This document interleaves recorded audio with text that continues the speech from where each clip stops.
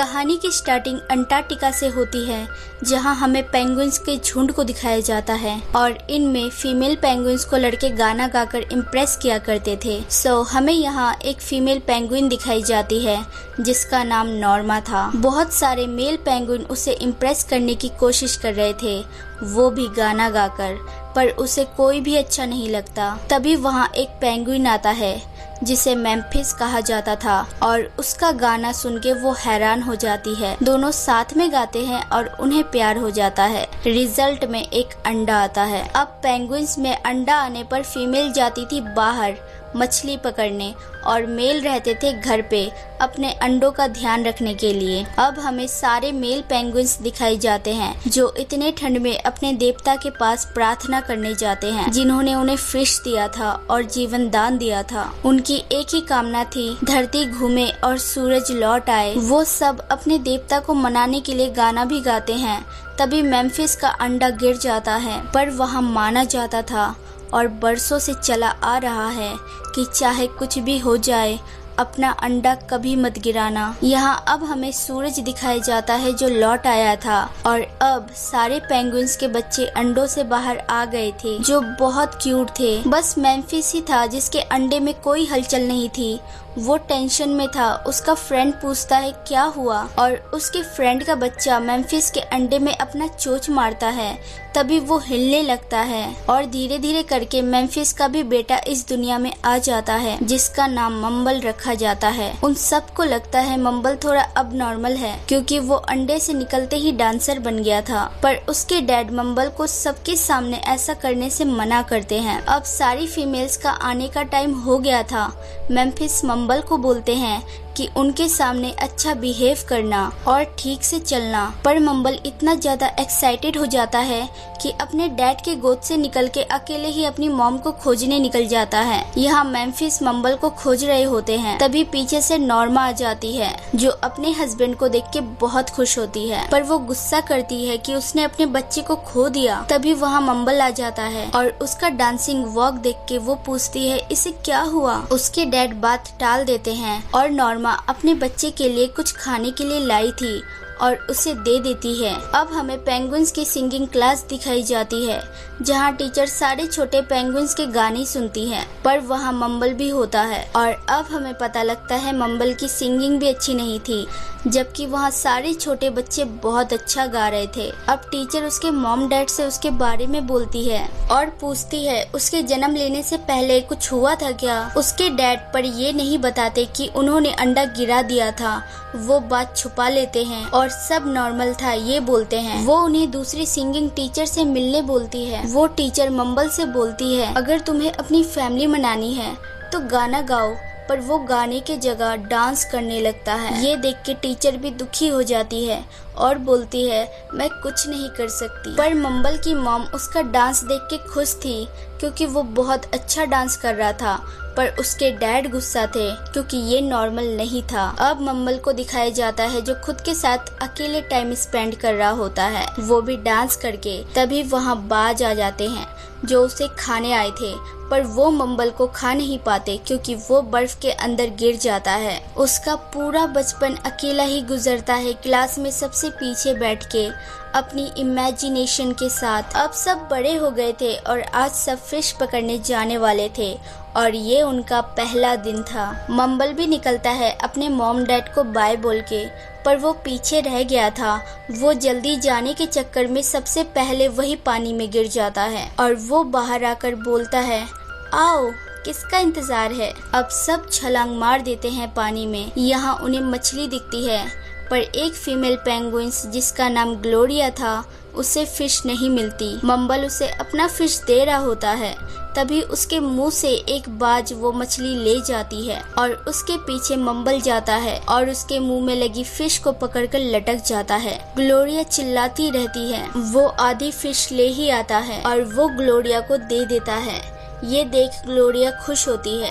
अब रात को उन सब पेंगुइन्स की पार्टी हो रही थी। सब गाना गा रहे थे फीमेल पेंगुइन्स को इम्प्रेस करने के लिए। वहाँ मम्बल भी था। ग्लोरिया का गाना सुन के वो भी कुछ ज्यादा एक्साइटेड हो जाता है और उसका बेसुरा गाना निकल जाता है, जिससे ग्लोरिया उसे चले जाने को बोलती है। सेकंड टाइम फिर वही होता है। अब मम्बल अकेला पानी के ऊपर एक बर्फ के टुकड़े पे खड़ा था और सैड था। तभी वहाँ हलचल होता है और अचानक उस पे एक सील हमला कर देता है। वो जैसे तैसे बचते बचते एक दूसरी जगह निकल जाता है, जहाँ छोटे छोटे पेंगुइन्स का समूह रहा करते थे और वो सारे पेंगुइन्स बिंदास थे। उन्हें मम्बल का डांस बहुत अच्छा लगता है। ये चीज मम्बल को अच्छी लगती है। ये सारा तमाशा वो सील देख रहा था। वो बिंदास पेंगुइन्स उसका मजाक उड़ाते हैं और वो चला जाता है। अब वो मम्बल को अपने साथ आने को बोलते हैं। यहाँ मम्बल को पता लगता है यहाँ की लड़कियों को इम्प्रेस करने के लिए बस उन्हें एक पत्थर जैसा कुछ देना पड़ता है और ये कमाल की बात थी। अब वो पेंगुइन्स मम्बल के साथ एक पहाड़ी से कूद जाते हैं, जहाँ बड़े बड़े बर्फ टूट के गिरते हैं, पर ये सब उनका एंजॉयमेंट था। मम्बल को पानी में एक टैंक दिखता है और एक गुड़िया भी, और वो ये चीज पेंगुइन से पूछता है कि वो क्या था, और उसे लगता है ये एलियंस का काम हो सकता है। पर वो पेंगुइन्स बोलते हैं अगर इस बारे में जानना है तो लबनेस से पूछ लो, उसे इस बारे में सब पता है, बस एक पत्थर ले जाना। अब वो लबनेस के पास जाकर बोलता है क्या आपको एलियंस ले गए थे? दरअसल मम्बल एलियन इंसानों को बोल रहा था। अब लबनेस उसे भगा देता है और उसके एक भी सवाल का जवाब नहीं देता। यहाँ मम्बल सैड था और उनके बीच लड़कियों की बात होती है और मम्बल के दोस्तों को पता लगता है मम्बल एक लड़की को पसंद करता है, पर मम्बल की सिंगिंग बेकार थी इसलिए वो उसे भाव नहीं देती। अब मम्बल के दोस्त उसका हेल्प करना चाहते थे और बोलते हैं जैसा मैं बोलूँ वैसा ही करना बस। यहाँ ग्लोरिया गाना गा रही होती है और सेम अपने डैड की तरह मम्बल की एंट्री होती है और उसकी सिंगिंग सुन के ग्लोरिया शॉक्ड हो जाती है, पर वो गाना उसके दोस्त गा रहे थे। जब ग्लोरिया को ये पता लगता है वो सैड हो जाती है। मम्बल बोलता है ग्लोरिया मेरे डांस स्टेप के साथ गाना गाओ। वो मना करती है, पर जब वो गाना गा रही होती है मम्बल डांस करने लगता है ताल से ताल मिला के। इससे ग्लोरिया इम्प्रेस हो जाती है और उनके साथ डांस करने लगती है और वहाँ के सारे पेंगुइन्स मम्बल की तरह डांस करने लगते हैं और ये चीज सबको अच्छी लगती है, पर वहाँ के बुढ़े पेंगुइन्स को ये अच्छा नहीं लगता और उन्हें लगता है मम्बल एक अनलकी पेंगुइन है जिसकी वजह से उनकी मछलियाँ भी गायब हो गई है। पर वो वहाँ से अकेला ही निकल जाता है